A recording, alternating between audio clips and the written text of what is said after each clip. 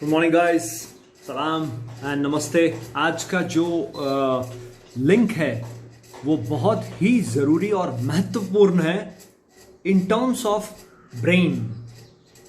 Brain health कितनी ज़रूरी है ये हम सबको जानना बहुत ही ज़रूरी है। अगर ब्रेन हेल्थ नहीं है तो आप क्या बताऊं, आपकी लाइफ मतलब ज़ीरो हो जाती है। और मेरे को बहुत दुख से कहना पड़ता है कि हमारे बहुत से दोस्त, हमारे बहुत से लोग, हमारे जो ये ह्यूमन कम्युनिटी है, इनमें से काफ़ी लोगों को अल्जाइमर लेट स्टेज में पता लगता है। पहले जो है वो स्लोली ब्रेन में जो प्रॉब्लम्स हैं वो मेमोरी लॉस से शुरू होता है।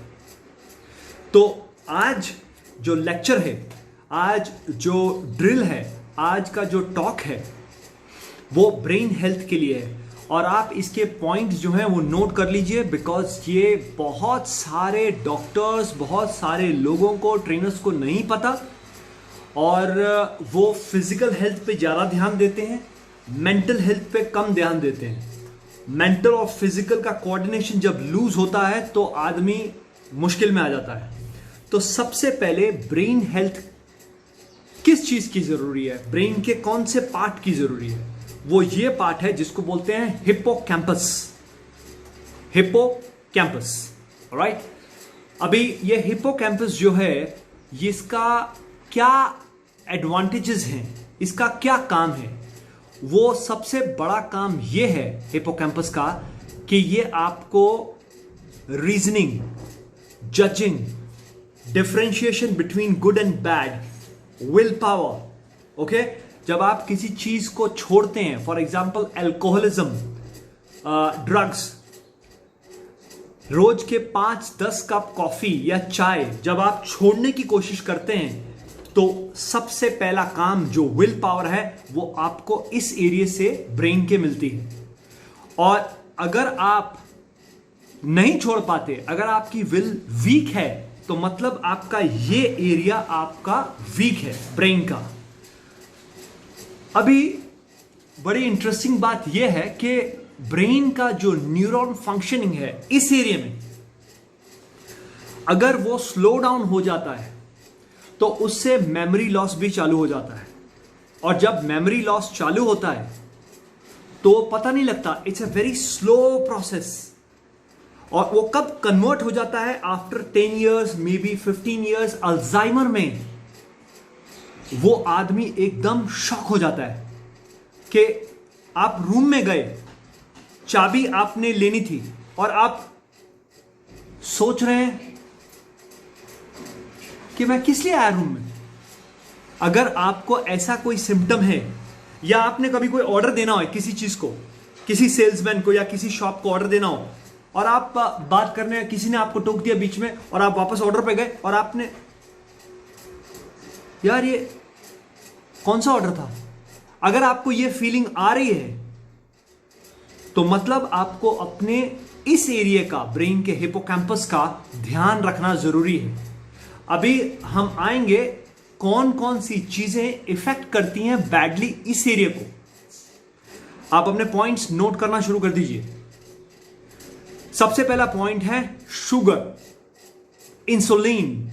जब भी हम कोई खाना खाते, कोई भी खाना खाते हैं, वो शुगर में कन्वर्ट होता है। शुगर तो है ही डेंजरस। अगर हम good quality of proteins, good quality of vegetables भी खा रहे हैं, वो भी शुगर में कन्वर्ट होता है।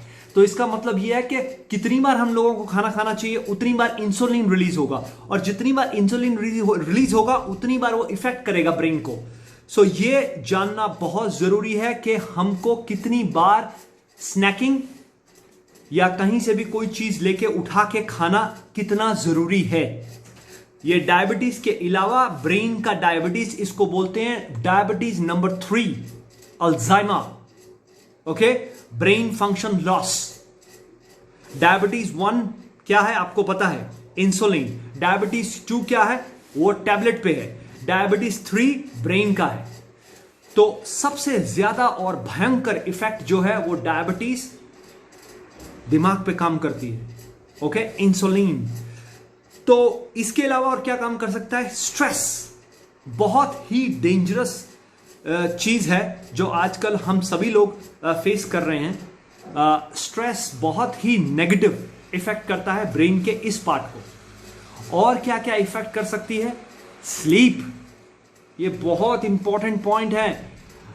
और सभी दोस्तों आप ध्यान से सुन लीजिए, ये बहुत इंपॉर्टेंट पॉइंट है। स्लीप अगर आपने रोज 7.5 our, I would say 8 our से अगर कम लिया, और ये वीक बाय वीक, साल बाय साल अगर आपने कंटिन्यूस रखा, तो आप समझ लीजिए कि आपके ब्रेन की क्या हालत हो सकती है।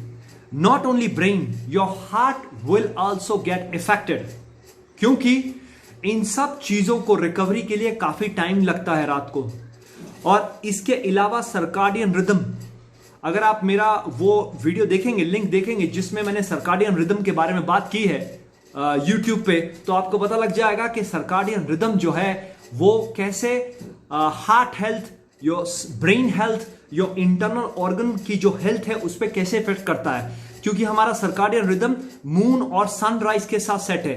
अगर हम 11, 12, 1, 2 बजे सो रहे हैं रात को, तो सुबह एक्टिविटी करने का कोई मतलब नहीं बनता, क्योंकि मोस्टली हार्ट अटैक्स जो होते हैं वो मॉर्निंग में होते हैं। वाई? क्योंकि जब आप सोए नहीं हैं तो आपका body already, your cortisol level, your stress level is very high in the blood. तो जब वो राइज करता है तो ब्लड प्रेशर भी राइज करता है। तो इन दोनों चीजों के जब राइज होते हैं तो इमीडिएटली वो हार्ट पे इफेक्ट करता है। ओके, ये तो सर्काडियन रिदम था। Back to the talk again. तो हमारा हिपोकैम्पस के बारे में बात हो रही थी, तो स्ट्रेस के बारे में बात हो रही थी, स्लीप के बारे में बात हो रही थी। तो ये सारे जो फैक्टर्स है आप नोट कर लीजिए। और क्या इफेक्ट कर सकता है? Vitamin B1 deficiency. Guys, vitamin B1 deficiency, अगर आपको विटामिन B1 डेफिशिएंसी है तो आपका ब्रेन, आपका हार्ट, आपके muscles, muscle cramping, heart cramping effect कर सकती है। और क्या इफेक्ट कर सकती है? जिंक। हिपोकैम्पस के इस एरिया में जिंक की जो क्वांटिटी है वो काफी महत्वपूर्ण है, जरूरी है, नेसेसरी है। अगर जिंक नहीं होगा ब्रेन के इस एरिया में तो हम उसका प्रोसेसिंग ठीक नहीं कर सकते। इसीलिए जिंक जो है हमारे हर एक सेल के लिए, ब्रेन के लिए नहीं, हर एक सेल के लिए बहुत जरूरी है। ये ट्रेस मिनरल है, ये प्राइम मिनरल में भी नहीं आता, पर इसका जो क्वालिटी है और इसकी जो क्वांटिटी है वो बहुत जरूरी है डेली बेसिस पे लेना। क्योंकि हमारी सॉइल में जिंक है नहीं, क्योंकि हमने अपनी सॉइल को बर्बाद कर दिया है पेस्टिसाइड्स एंड फंगिसाइड्स डाल के। तो अगर आप जिंक नहीं लेंगे, जिंक प्लस कॉपर होना चाहिए, ओके, 10:1 रेशो होनी चाहिए। सप्लीमेंट्स आर अवेलेबल, मैं किसी का नाम नहीं लूंगा, वो you can check by self. तो जिंक का होना बहुत जरूरी है। तो ये फैक्टर्स जो हैं मेन फैक्टर्स। इसके अलावा काफी फैक्टर्स हैं। सडन लॉस, कोई चीज का बिजनेस में लॉस हो जाए या कोई लव्ड वन किसी की डेथ हो जाए, गॉड फॉरबिडन, तो उससे भी इस पे काफी इफेक्ट पड़ता है। ओके, थायराइड पे भी काफी इफेक्ट पड़ता है। पर ये मेन फैक्टर्स हैं आपके हिपोकैम्पस के डिटीरियोरेशन के। अभी हम इसको कैसे रिकवर कर सकते हैं ये बहुत जरूरी है जानना। अगर हम इनफ स्लीप नहीं लेंगे, ओके, तो हमको एक्सरसाइज करने का कोई मतलब नहीं बनता। आप ध्यान से सुन लीजिए, ये मैं बहुत ही गुस्से में बोल रहा हूं, क्योंकि मेरे को पता है काफी लोग अच्छी तरह सोते नहीं हैं और सुबह उठ के 4 बजे जाके या 5 बजे जाके रनिंग करते हैं और अपने आप को फिट मानते हैं। Zero effect you will get, negative effect. You have to sleep 8 hours and then train, and that is my duty. That is why I am telling you with so much anger, because I take everybody as my closest friend. Okay, मैं चाहता हूं कि आप सभी लोग अच्छी health को enjoy कर सकें सही तरीके से। स्लीप बहुत जरूरी है गाइस। अगर स्लीप नहीं है तो आपका हिपोकैम्पस जो है वो काम नहीं करेगा और आपका डिटेरियोरेशन शुरू हो जाएगा ब्रेन का। दूसरा, एक्सरसाइज, जो अभी मैंने बताया है पॉइंट। एक्सरसाइज सही टाइम पे, सही जगह पे और सही एनर्जी के साथ, सही टाइम के साथ अगर आप करेंगे, I am not talking about the quantity of the workout. 4, 2, 3 hours का वर्कआउट करने की जरूरत नहीं है अपने को। अपने को 45 मिनट्स में वर्कआउट खत्म करना है बॉस। अगर आप 45 मिनट्स से पहले वर्कआउट नहीं खत्म कर पाते, मतलब आपका वर्कआउट नहीं कर रहे आप लोग, आप सीरियस नहीं हो ट्रेनिंग में, आप ये समझ लीजिए। ओके, घड़ी देख के 10 minute warm up, 10 minute cool down, 45 minutes workout, done. 1 hour 5 minutes maximum. Hippocampus के इस एरिया को एक्सरसाइज की बहुत जरूरत है, because you need oxygen. Oxygen की सप्लाई जब बढ़ती है बॉडी में तो ये एरिया ज्यादा अच्छा फंक्शन करता है, आपकी विल पावर स्ट्रांग होती है, रीजनिंग और डिसीजन स्ट्रांग होते हैं।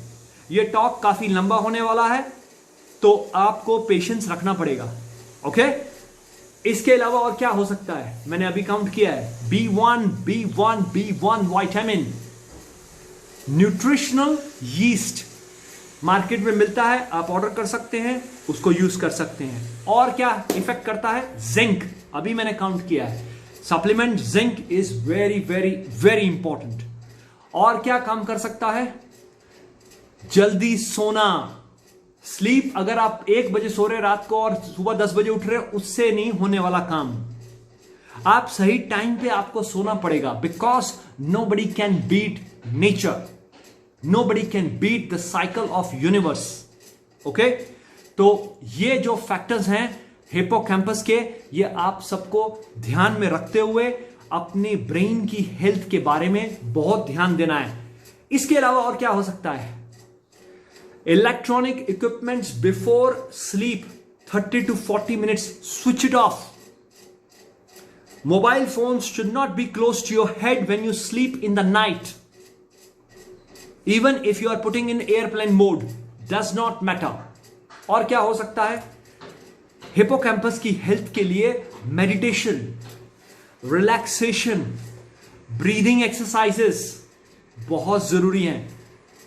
तो ये जो टॉक है, मैं इतना मेहनत कर रहा हूं, जो ये आपको सेंड करने की कोशिश करूंगा मैं आपको।